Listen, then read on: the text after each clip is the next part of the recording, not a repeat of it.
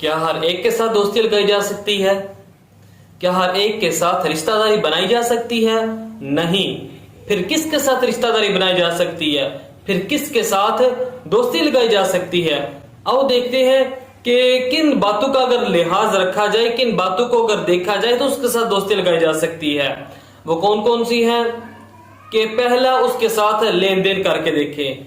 अगर वो लेन देन में ठीक रहा तो उसके साथ दोस्ती लगाई जा सकती है। फिर उसके साथ दूसरा तरीका ये है कि उसके पड़ोसियों से पूछा जाए, उसका पड़ोसी बना जाए, या उसके पड़ोसियों से पूछा जाए कि वो बाहर तो बड़े ठाट बाट कपड़े पहन के जाता है, लेकिन घर में किस तरह रहता है? क्या घर वालों के साथ अच्छे तरीके के साथ रहता है? घर में किस तरह रहता है उसका पता चल जाएगा।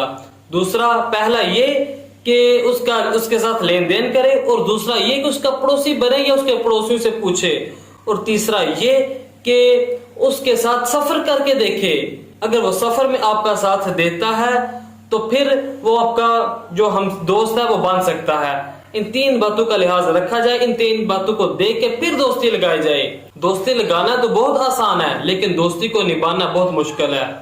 किसी ने क्या खूब कहा कि दोस्ती लगाना इस तरह है जिस तरह मट्टी पर मट्टी के साथ मट्टी लिखना, और दोस्ती निभाना इतना मुश्किल है जिस तरह पानी के साथ पानी पर पानी लिखना।